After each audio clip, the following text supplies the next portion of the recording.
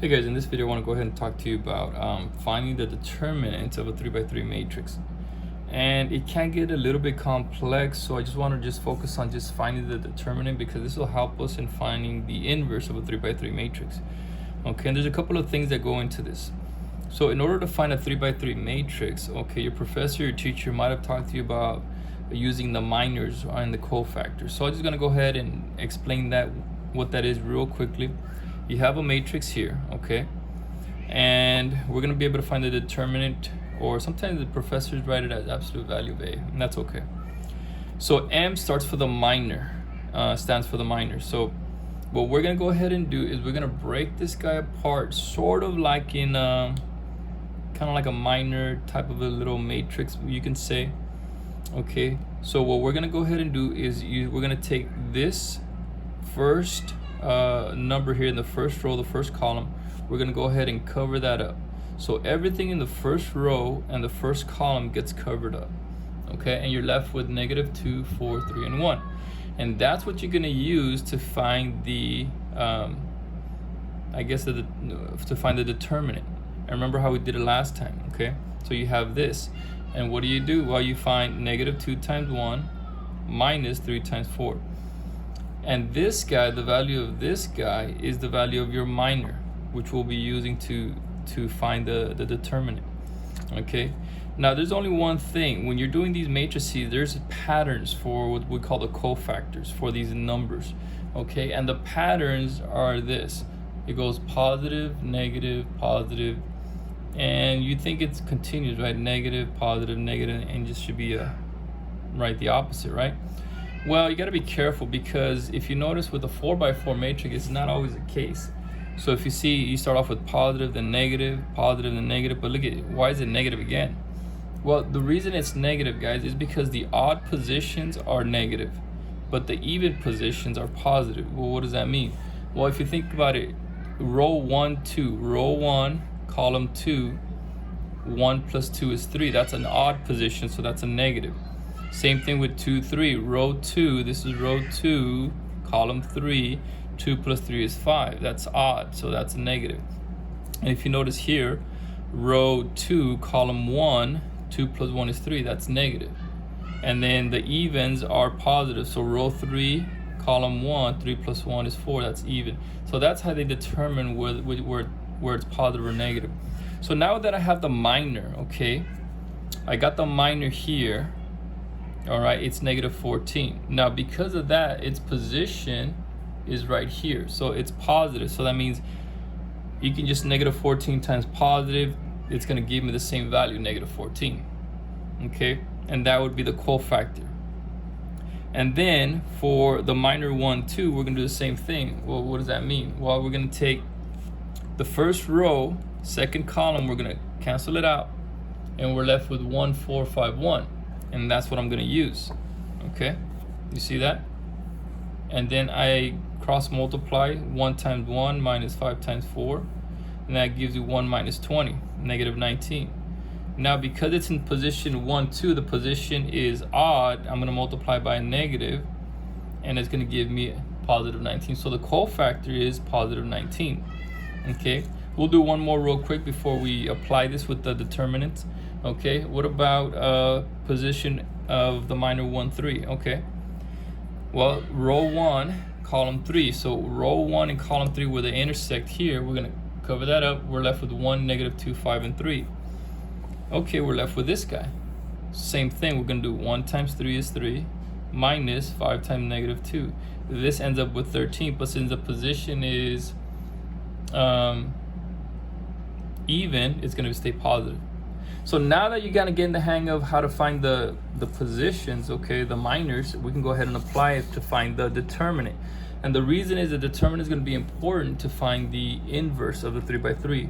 Now, the only thing is sometimes you guys can get a little tedious, so just kind of be careful. But we'll do a couple real quick. So we're going to do the same thing. The only thing now, guys, that we're going to go ahead and do, see how we're doing? We're going to do the first row, first column, right? Same thing, right? Notice we have the same thing. The only thing now, guys, is you got to make sure we're going to multiply by this value right here. So we're going to use the 0. Okay. And then second row, we're going to go to the next one. second row, second column. All right, same thing, 1, 4, 5, 1, but we're gonna use the 3. Hey, where'd I get the negative from? Remember, the negative comes from the position, okay, the position, all right? And then the same thing over here, all right? Well, I left this one blank on purpose. So this one would be column 1, row 3, right? So if you think about it, that's row 1, column 3. Well, that's 1 plus 3, that's positive, right? So this guy's gonna be positive. So we're gonna be left with 1, -2, 5, and 3. So 1, -2, 5, and 3. Okay? And now, remember, we're using this one, first row, third column, so we're gonna use the positive, we're gonna multiply by that too. And then I'm just gonna go do my operations, do my math, and it should give me the determinant. So remember, we're gonna cross multiply. -2 times 1 is -2, minus 3 times 4 is 12. Of course, I know this becomes a 0, right? 0 times anything. Minus, and then right here we're gonna go 3. 1 times 1 is 1, minus 20, 1 minus 20. So this is, I'll just do the long way, -19, okay? And then over here, 1 times 3 is 3. Take that 2 out there. So it's 3 minus a -10. Be careful with those double negatives, okay? So this becomes here, what is that? 30 and 27, so that becomes 57. And then this becomes 13 times 2 is 26. Okay, so it looks like we have a big determinant, which would be 7, 80, 83. That's your determinant. Okay, and that's going to be helpful because we're going to use that later on in another video to find the inverse matrix. But right now, I just want you guys to get the hang of solving for the determinant. And that's it, guys. Now, there's one thing I need to make sure I let you guys know. I just used this row right here, right? Oops, sorry, guys. I just used this row right here, right? Well, if I use the second row, I'm going to get the exact same thing. If I use the third row, I'm going to get the exact same thing. If I use the third column, I get the exact same thing. Second column, same thing. Okay? Doesn't matter. Whatever row and column I use, I'm going to get the same determinant. Okay? The only thing you got to make sure, guys, if you start, let's say you start using the second row, right? Well, this guy is going to be, that's an odd position. So you got to make sure you use a negative and then a positive and then a negative. All right? Negative, positive, negative. All right? Hopefully that makes sense. But let's go ahead and do one more. Okay, usually we use the first one, but it doesn't really matter. We can use anyone, anywhere. Okay, let's go ahead and use the second one here. Maybe we'll do these two just to prove that they're the same. Okay, so let's go ahead and do this guy right here. We're gonna use this row, and this column right here, right? Because wherever they connect. So this guy, and then cross out that one. So we're left with 1, 0, 3, -2. All right. So we got 1, 0, 3, -2. Okay. That's your minor. Now, what did we use? -1. Okay.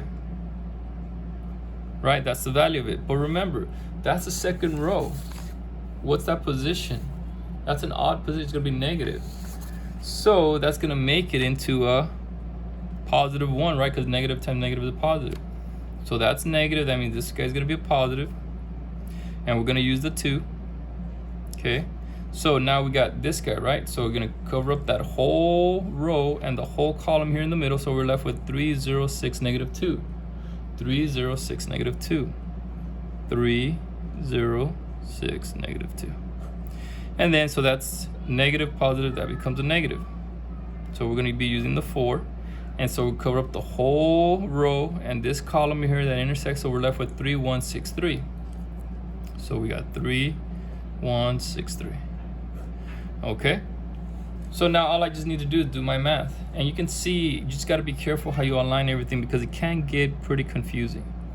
All right. So then we go 1 times -2 is -2 minus 3 times 0, which is 0. And then over here we have 3 times -2 is -6. minus 6 times 0 is 0, which is beautiful.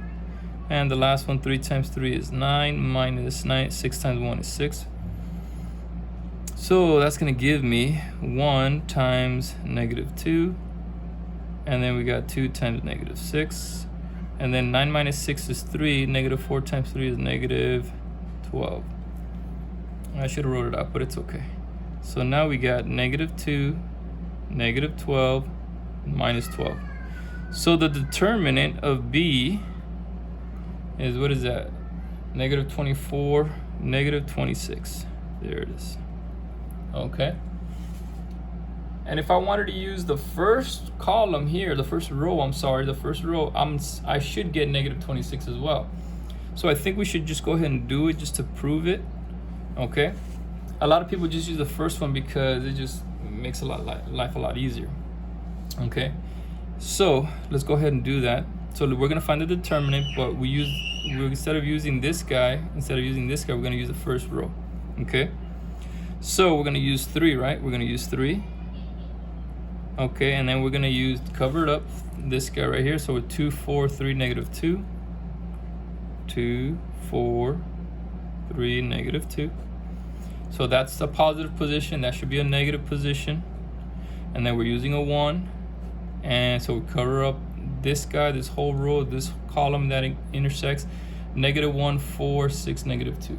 Negative 1, 4, 6, negative 2.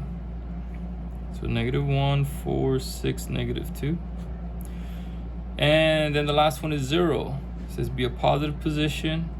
Now, of course, it's not going to matter because we're going to be multiplying by 0, but it's okay. Let's do it. And we're going to have negative 1, 2, 6, and 3. Negative 1, 2, 6, and 3. All right, cool. So now I just got to do my math. Just be careful. So hopefully the positions are correct. Okay, that's the biggest thing, those negatives. Okay, because the first position here, right? Positive, negative, positive. But if you do this one, we notice it's a negative, positive, negative. So just be careful. So 2 times negative 2, that's negative 4. Minus 3 times 4 is 12. And that's negative 1. And that becomes positive 2 minus 24. Minus 24.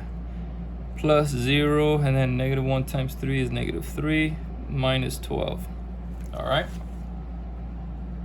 There it is. So now let's continue. This gives me negative 16.